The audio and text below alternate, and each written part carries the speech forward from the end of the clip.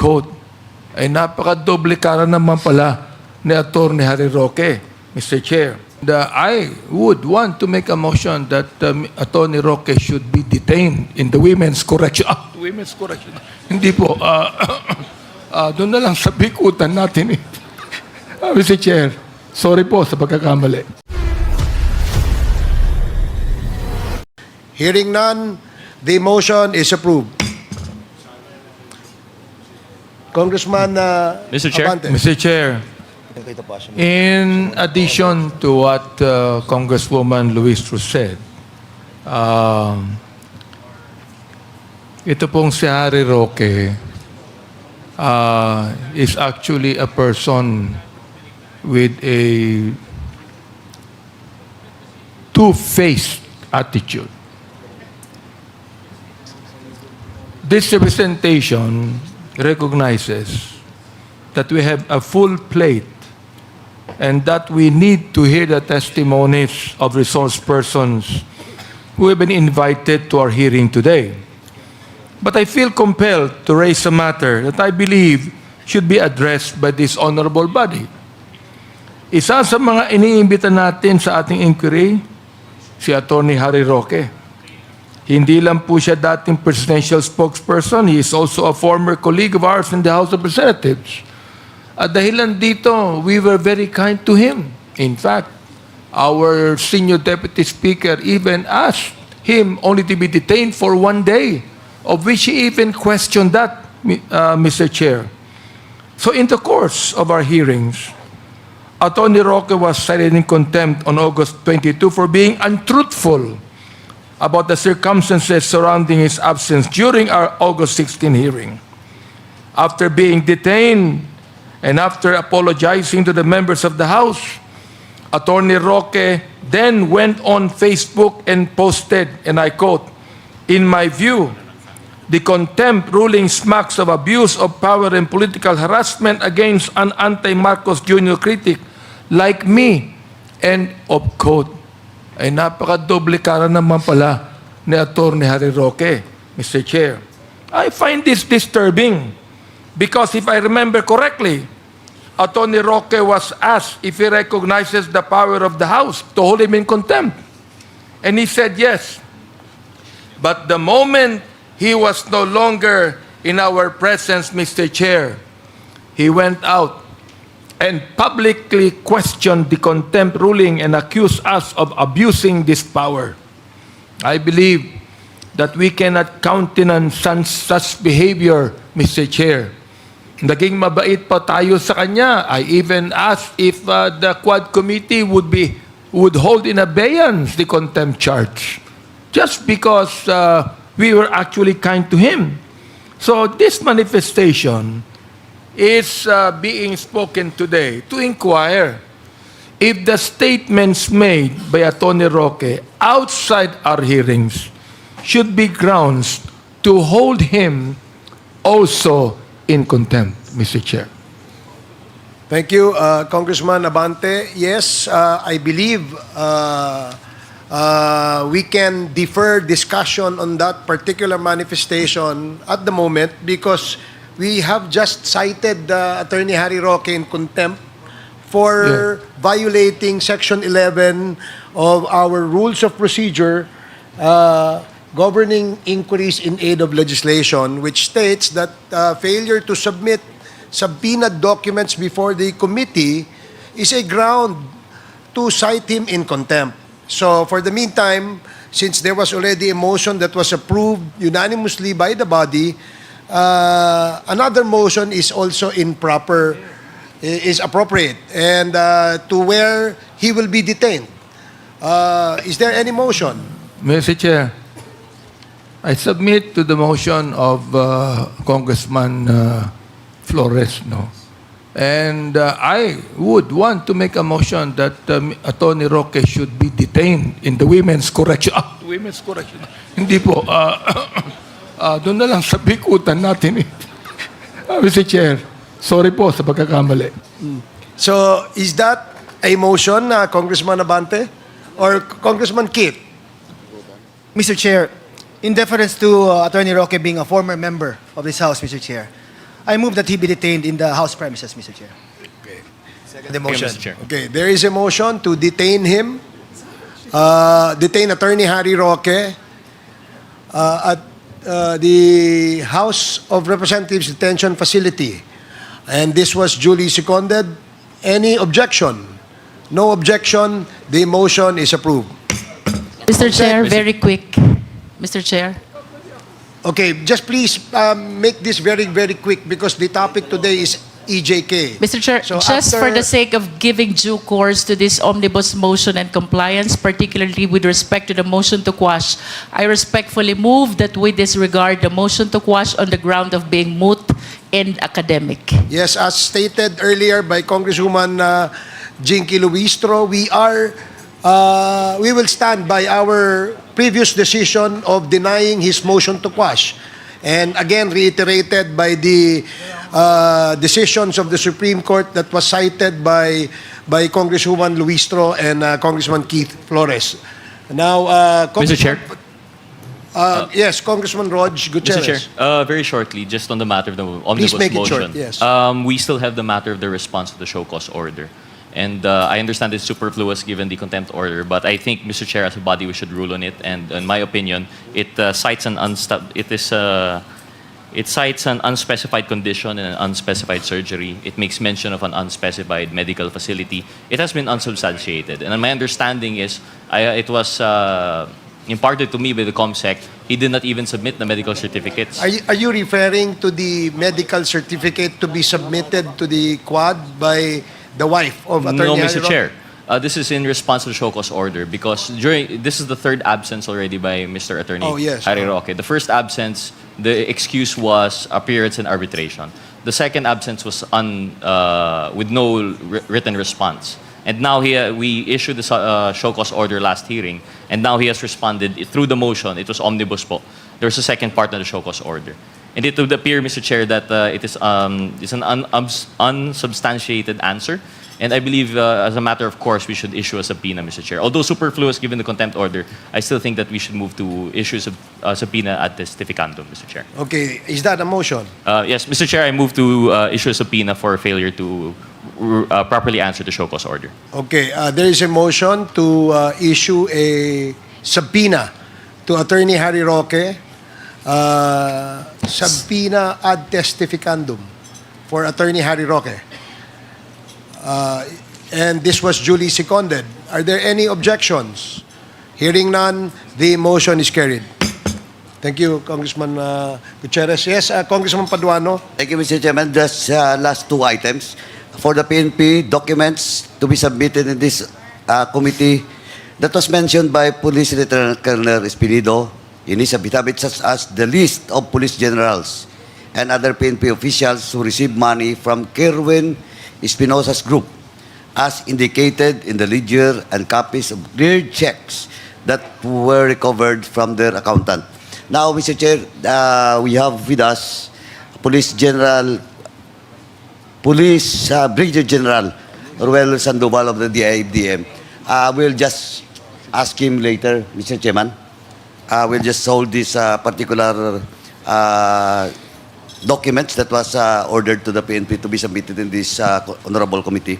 Now, lastly, Mr. Chairman, the LRA was ordered to provide a copy of land titles of Northern Cebu Renewable Energy Corporation, and as per information from the COMSEC, LRA committed to submit it in today's hearing, this afternoon. So again, we will just wait for the submission of such documents, Mr. Chairman. That's all, Mr. Chairman. Thank you. Okay, thank you, Congressman Paduano. Mr. Now Mr. we Chair. Okay, Yes, this in Yes. relation to excuse me, Congressman Fernandez. I just would like to make a motion to strike out my statement a moment ago Which part of your statement? Congressman that I said that Tony Roque should be detained at the Women's Correctional. I want it stricken out. Okay, COMSEC, please take note, and it is so ordered. Congressman Fernandez. Yeah, this is in relation to a letter that was submitted by Cassandra Leong through his lawyer, Attorney Topacio, in relation to also to the suit filed by them before the Supreme Court on behalf of their client, Ms. Cassandra Leong, seeking to stop the Quadcom, no, from disregarding the right of our client to remain silent. Yun po yung sinasabi ng sulat na ito. One of those that are written in this letter. But of course, Mr. Chairman, it was already established by the Supreme Court under GR number 175, 104, that legislative investigation, if I may, Mr. Chairman, that it was ruled by the Supreme Court that a legislative investigation and the court proceedings has different purposes. On one hand, yung pong hearings that are being conducted, like yung pong mga adjudicative proceedings, is to settle dispute of the two litigants.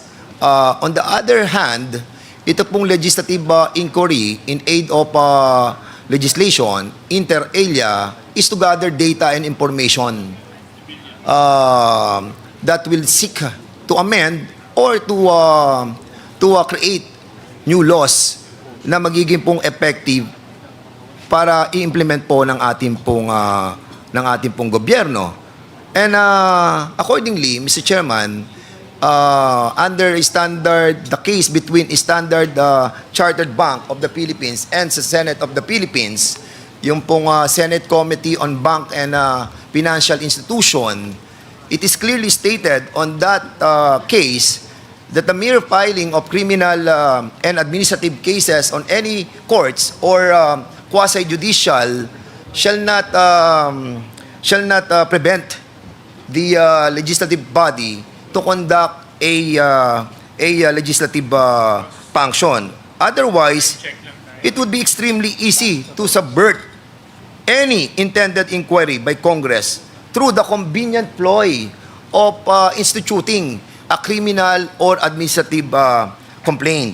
Yung pong exercise of the sovereign legislative authority belong to this Congress. And sabi ng Supreme Court, this cannot be made subordinate to any criminal or administrative investigation. As a matter of fact, Mr. Chairman, 4 ito pong mga kaso or decision ng Supreme Court. One is the GR 174-105. Another is the Standard Chartered Bank and Senate Committee on Banks, Financial Institution. Third, yung case against Arnold versus Nazareno. And fourth, yung isang kaso nung kay Garciliano versus the House of Representatives na sinasabi po dito, and the court has no authority to prohibit a Senate committee from requiring persons to appear and testify before it in connection with an inquiry in aid of legislation in accordance with its duly published rules of procedure. Dito emphasizes the importance of the duty of those subpoena to appear before the legislature, even if it incidentally incriminating questions are expected to be asked. Ngayon, Mr. Chairman, dito naman po sa sinasabi ni Mr. Topacio, dahil meron po siyang comment na sinasabi, in his comment, Mr. Fernandez said that supposedly the right to remain silent is not applicable to legislative inquiries, but only the right against self-incrimination and other statements. Such legal opinion is laughable because Fernandez is not a lawyer. Also, I must remind Mr. Fernandez that the matter is now before the courts and any such public comments touching on the case may be violative of the sub judice. Well, very clearly, Mr. Chairman, dito po sa ruling ng Supreme Court, yung pong the right to remain silent cannot be invoked by her client. And for the education and information of Mr. Topacio, Mr. Chairman, I may not be a lawyer. I may not be an expert on legal context. Pero wala po siyang monopoly ng legal context. Di ba? Meron na pong mga Google ngayon. At nakakapagbasa na tayo sa Google. And at the same time, Gen Z na po ngayon. Kaya I think grow up, no? At I think yung pong sinasabi niya that he's warning us, no, through me, that should he make any more such statements, I will have no choice but to file a motion to cite him in contempt of court. But according sa Article 3, di ba, Section 7, Mr. Chairman, we are guaranteed to give information to public, especially if this entails public concern. This must be recognized. And I think medyo offending po yung mga sinabi niya, but again, we have to move that this letter that he submitted to us be disregarded, Mr. Chairman. Thank you, Congressman Fernandez. Now, may I remind, this is the last discussion on the issue of resource persons related to the POGO, because we want to proceed with the hearing on extrajudicial killings. Our resource persons are already present. We take note of the observation and the manifestation of Congressman Dan Fernandez, and certainly with that kind of Tuwang-tuwa ako dito kay Representative Abante dahil nga po din sa pagkakamali niya na pagsasabi, ipapakulong daw sa Women's Correctional etong si Harry Roque. Sa totoo lang po, ito ay isang magandang pagkakataon din kasi una, di ba, napakulong na si Kibulok, tapos makontempt pa si Roque. Di ba? Tapos sino pa kaya ang mga susunod na mga maipapakulong? Sana maipakulong na lahat ng mga sumusuporta dito kay Kibulok at kay Digong. Dahil kitang-kita naman na napakarami pong mga anomalya na ginawa nila noong si Digong ang presidente. Sana maparusahan lahat yan at mabigyan po ng hustisya ang mga taong naperwisyo, na agrabyado at mga naipakulong, mga naipatumba nitong administrasyon ni Digong. Sana lahat yan ay mabigyan po ng hustisya. Dito kay Harry Roque, contempt ka na naman. Sobrang yabang niya, di ba? Nakita natin, nananawagan pa ng people power. Actually, sedition na nga ang dapat na ikaso dito. Di ba? Act of sedition yun, na pagre-rebelde na sa ating gobyerno ang kanyang panawagan. Sana po lahat yan ay makita, masilip ng ating mga kongresista para po mabigyan ng dala, mabigyan ng leksyon itong si Harry Roque. So yun lamang po, maraming salamat sa pagsama nyo dito sa aking vlog. Ingat po kayo, nasan mang panig kayo ng mundo. Huwag kayong maniniwala sa fake news. Momo chup chup, love you. God bless us all, Pilipinas. God first.